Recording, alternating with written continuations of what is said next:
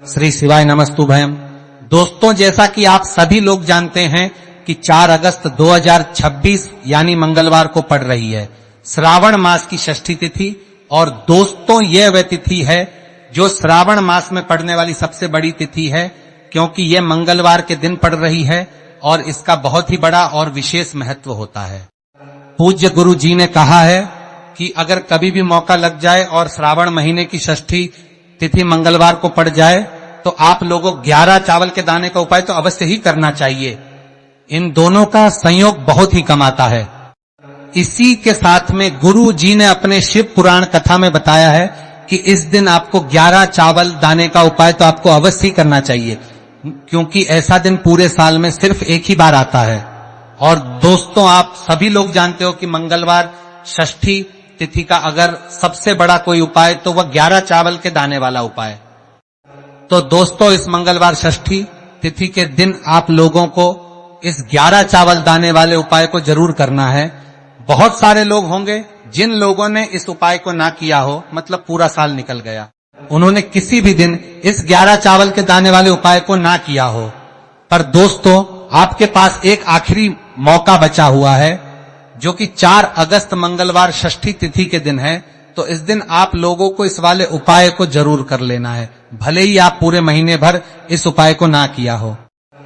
पर अगर आपने इस श्रावण महीने की षष्ठी तिथि के दिन अगर इस वाले उपाय को कर लिया तो आपको इस उपाय को करने का वह फल मिलेगा जिसकी आपने कभी कल्पना भी नहीं करी होगी। इसीलिए आप लोग इस वाले उपाय को एक बार जरूर कर लेना है, ताकि आप लोगों के हाथ से यह मौका ना जा सके और आपको इस उपाय को करने का फल मिल सके। दोस्तों, यह उपाय पंडित जी ने अपनी अभी की ही श्री शिव महापुराण की कथा में बताया है जी। इस उपाय को आज हम आपको बहुत अच्छे से समझाने वाले हैं। इस वीडियो को देखने के बाद इस उपाय को समझने के लिए आपको कोई और वीडियो को देखने की जरूरत नहीं पड़ेगी। तो चलिए दोस्तों, उपाय को शुरू करते हैं। देखिए, यह इस श्रावण महीने के मंगलवार षष्ठी तिथि के दिन यह इतना खास होता है, इतना महत्वपूर्ण होता है, देखा गया है कभी कभी बड़े बड़े पूजा पाठ अनुष्ठान से जो मनोकामना पूर्ण नहीं होते, वह श्रावण महीने के मंगलवार षष्ठी तिथि के दिन एक छोटे से उपाय करने से ही आपकी मनोकामना पूर्ण हो जाती है। और बहुत सारे लोग इस उपाय को किया भी है और उनको इस उपाय को करने का फल भी जरूर मिला है। अगर आप लोग भी इस उपाय को करना चाहते हैं तो आप इस उपाय को पहले अच्छे से समझ लेना, सुन लेना, उसके बाद करना। आपको इस उपाय का फल जरूर मिलेगा। और इस उपाय को कर लेने से आपके घर में चाहे किसी भी प्रकार की दोहक और समस्या क्यों ना चल रही हो, आपको उसका कारण भी नहीं पता है कि भाई यह समस्या किसका कारण से चल रही है। उसका भी कुछ कारण हो सकता है, जैसे पितृदोष हो सकता है या किसी भी तरह का मंगल दोष भी हो सकता है। तो इस दिन आप लोगों को यह वाला उपाय करने लेना है। यह एक ऐसा उपाय है जिस उपाय को अगर किसी विशेष दिन पर किया जाए तो भाई उस विशेष दिन का जो है वह तो हमें मिलता ही मिलता है। पर हमने उस दिन पर इस उपाय को किया है तो हमें उससे भी बड़ा फल मिलता है, और फल बहुत जल्दी मिलता है, क्योंकि आप इस उपाय को बहुत ही बड़े और विशेष पर कर रहे हो। तो चलिए अब उपाय के बारे में बात करते हैं। लेकिन उससे पहले आप लोगों को यह जानना आवश्यक है कि आखिर यह उपाय किस समय करना है, किसको करना है और कैसे करना है। तो चलिए हम आगे आपको वीडियो में एक एक करके बता रहे तो कोई ना के लिए आपको देखने को मिलेगा देते हैं। लेकिन उससे पहले अगर आप लोग हमारे चैनल पर पहली बार आए हैं या फिर मेरी आवाज आज पहली बार सुन रहे हैं तो हमारे सनातन वाणी उपाय चैनल को सब्सक्राइब जरूर कर लेना। और इस वीडियो को करके कमेंट बॉक्स में श्री शिवाय नमस्तुभयम, ओम नमः शिवाय जरूर टाइप कर देना। तो दोस्तों, इस 11 चावल के दाने वाले उपाय को हमें इस मंगलवार षष्ठी तिथि के दिन कैसे करना है, किसको करना है, किस समय करना है और कहां पर करना है, ये सारे सवालों के जवाब आपको इस वीडियो में मिल जाएंगे। और जो यह वीडियो देखिएगा भाई, उसको 11 चावल के दाने वाला उपाय जरूर करना चाहिए, क्योंकि इस दिन एक चावल के दाने का बहुत ही बड़ा और विशेष महत्व होता है। और जब बात आ जाए 11 चावल के दाने की तो यह सोने पर सुहागा वाली बात हो जाती है और यह एक बहुत ही बड़ा उपाय हो जाता है इस मंगलवार षष्ठी तिथि का। तो अब दोस्तों इस 11 चावल के दाने वाले उपाय को आखिर करना किसको है? सबसे पहले हम लोग वो बात जान लेते हैं। तो देखो, घर की जो बड़ी माताएं बहनें होती हैं, उन माताओं बहनों में से कोई भी एक बड़ी माता बहन इस वाले उपाय कर सकती है। और दोस्तों, अगर आप चाहे तो अपने घर में से सभी सदस्यों को भी इस उपाय को करवा सकते हैं। अगर किसी व्यक्ति की खुद की कोई मनोकामना है, खुद की कोई दुख और परेशानी है जो कि वह अपने लिए ही करना चाहता है, इस वाले उपाय को तो वह खुद अपने लिए भी कर सकता है। बाकी अगर कोई घर में से ऐसा है जो कि अपने पूरे घर परिवार की सुख और शांति के लिए यह वाला उपाय करना चाहता है, तो भाई वो भी कर सकता है, उसमें भी कोई दिक्कत वाली नहीं है। कहने का मतलब यह है कि इस उपाय को हर एक सदस्य भी कर सकता है और पूरे घर परिवार के सदस्य के लिए घर की बड़ी माताओं बहनों में से कोई एक माता बहन भी कर सकती है। माताएं बहनें अगर घर में उपस्थित ना हो या वो ये वाला उपाय ना कर पा रही हो, तो फिर घर का कोई बड़ा सदस्य भी इस 11 चावल के दाने वाले उपाय को कर सकता है। चाहे फिर वो पुरुष ही क्यों ना हो, उसमें कोई भी दिक्कत वाली बात नहीं है। अब दोस्तों, इस 11 चावल के दाने वाले उपाय को हमें करना कहां पर है? हमें इसे शिव जी के मंदिर में जाकर करना है। बहुत सारे लोग प्रश्न करते हैं हर एक उपाय को करते समय, क्या हम इस उपाय को घर पर कर सकते हैं? तो इस वाले उपाय को आप घर पर नहीं कर सकते हो। इस वाले उपाय को करने के लिए आपको शिव जी के मंदिर ही जाना पड़ेगा। उसके बाद में दोस्तों, जो अगला प्रश्न निकल कर आता है वो ये आता है, इस उपाय को लेकर के आखिर इस उपाय को हमें किस समय करना है? सुबह के समय करना है कि शाम के समय करना है? तो देखो, इस वाले उपाय को आप लोग सुबह के समय भी कर सकते हो और शाम के समय प्रदोष काल में भी कर सकते हो।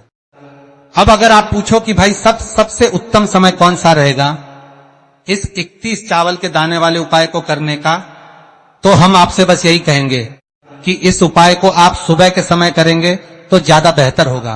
बाकी अगर प्रदोष काल शाम के समय भी करेंगे तो भी अच्छा होगा, उसमें कोई भी दिक्कत वाली बात नहीं है।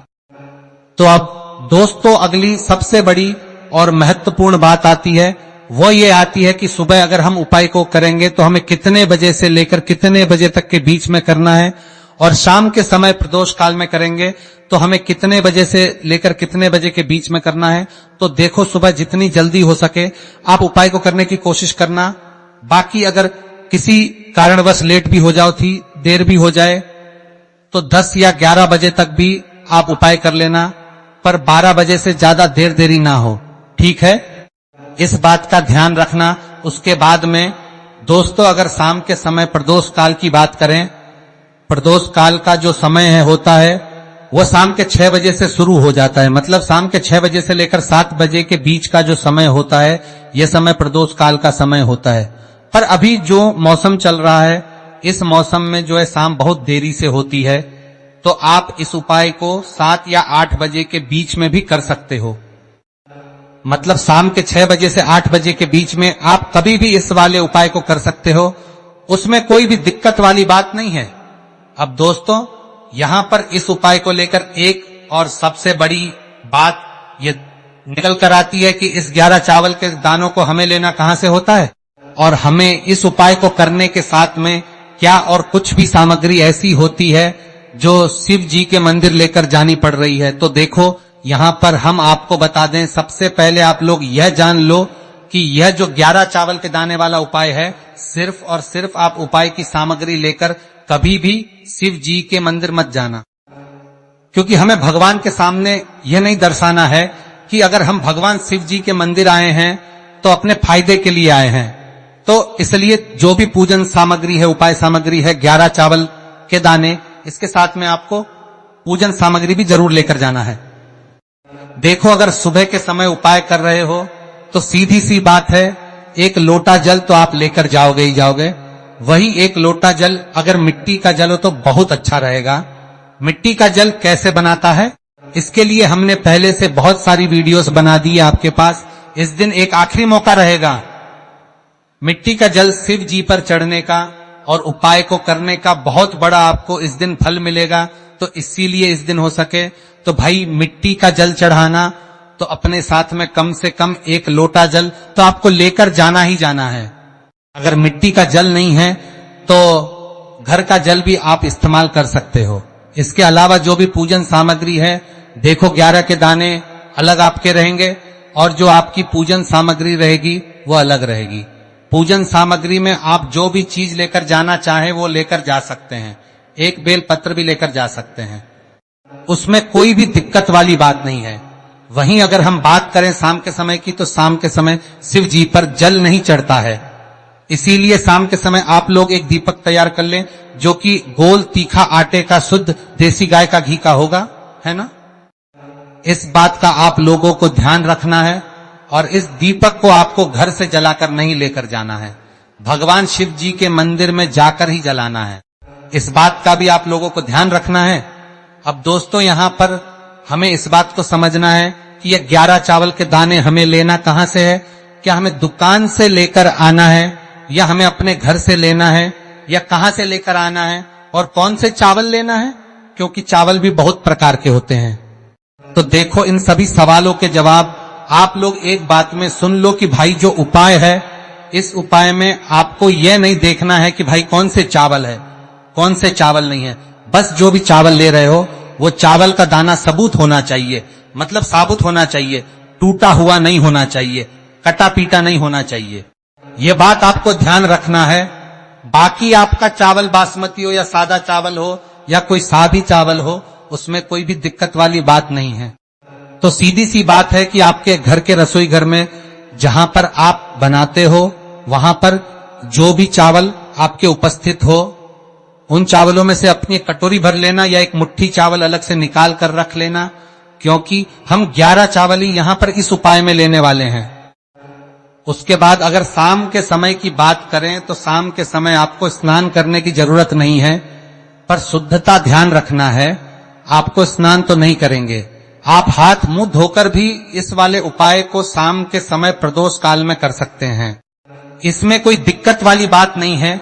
तो आप अपने उपाय की पूरी सामग्री तैयार करके आपके पास ही में जो आपका शिव मंदिर हो वहां पर पहुंच जाइए। सबसे पहले शिव मंदिर में जाकर आप लोगों को उपाय नहीं करना है, पहले भगवान के दर्शन करना है, भगवान से आशीर्वाद प्राप्त करना है, फिर शिव जी की शिवलिंग के पास में आना है। शिवलिंग के पास में आने के बाद जो पूजन सामग्री लेकर आए हुए हैं, जैसे कि सुबह गए हुए होंगे तो 1 लोटा जल और जो भी पूजन सामग्री लेकर आए हैं आप उनसे भगवान शिव जी की पूजन कीजिए। सबसे पहले तो 1 लोटा जल ही चढ़ेगा, फिर आपको एक बेलपत्र श्री शिवाय नमस्तु भयम का जाप करते हुए शिवलिंग पर चढ़ा देना है। उसके बाद में आपकी पूजन सामग्री चढ़ेगी। उसके बाद में अगर दोस्तों शाम के समय अगर आप इस उपाय को कर रहे हो तो अपने साथ कम से कम एक जो दीपक है गोल बाती का जो आप अपने साथ में लेकर गए हो, उस दीपक को मंदिर में जाकर अपनी माचिस से जलाना है और उस दीपक को शिवलिंग के पास में रखना है।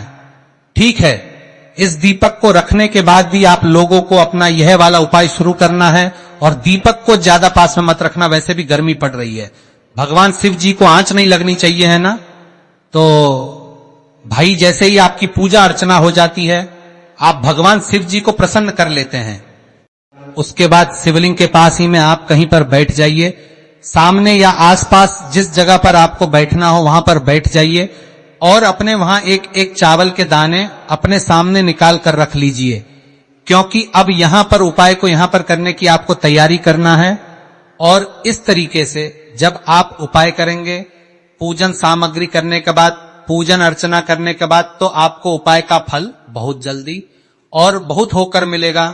तो अपने चावल के अपने सामने निकाल कर रख लेना और यह जो उपाय यह आपकी सीधे हाथ की हथेली से होगा, इसलिए इस बात का भी विशेष रूप से ध्यान रखना है।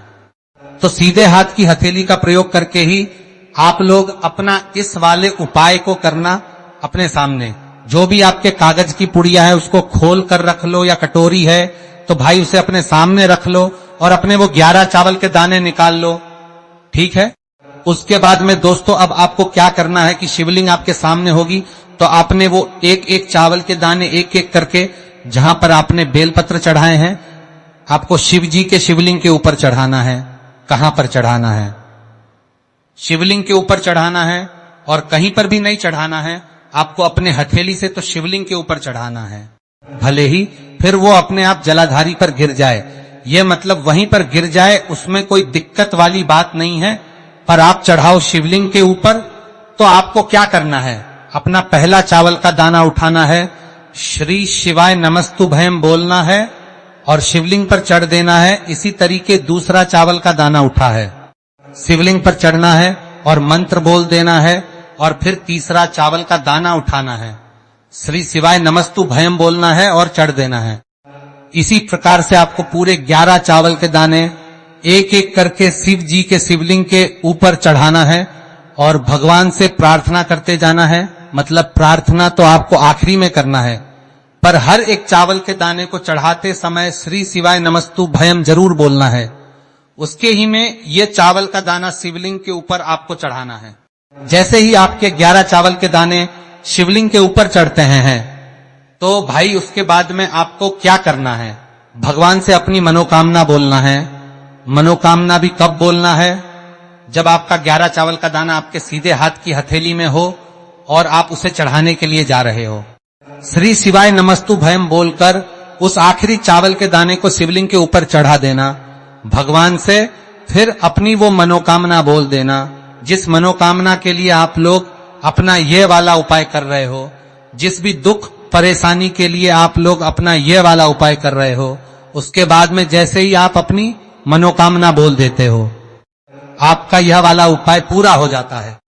पर दोस्तों, उपाय को करने के बाद आप लोगों को 2 मिनट भगवान शिव जी के मंत्र का जाप जरूर करना है, और मंत्र का जाप करने के बाद भगवान से एक और बार करना है अपनी मनोकामना के लिए या अपनी जो भी दुख और परेशानी है उसके लिए। इसके बाद में आप लोग भगवान को देखकर भगवान से प्रार्थना करके उनसे आशीर्वाद लेकर वहां से उठ सकते हैं और अपने घर पर जा सकते हैं। बस दोस्तों, यहाँ पर यह वाला उपाय पूरा हो जाता है। इस तरीके से जो भी व्यक्ति छोटी छोटी छी का ध्यान रखते हुए इस 11 चावल के दाने वाले उपाय को करेगा, निश्चित सी बात है उसे उसकी मनोकामना पूरी होगी और जो भी दुख और परेशानी है वो भी बहुत ही जल्दी दूर होंगे। तो दोस्तों, ये थे पूज्य गुरु जी द्वारा बताए गए कुछ बहुत ही खास उपाय। अगर आपको जानकारी अच्छी लगी हो तो वीडियो लाइक करिएगा। मिलते हैं फिर एक नए वीडियो के साथ। श्री शिवाय नमस्तुभयम। तो प्रिय भक्तों, कैसा लगा 4 अगस्त 2026 मंगलवार षष्ठी का यह वीडियो? अच्छा लगा हो तो इस वीडियो को लाइक करें। चैनल पर नए हो तो सनातन वाणी उपाय चैनल को जरूर सब्सक्राइब करें। यह वीडियो केवल धार्मिक प्रेरणा के लिए है।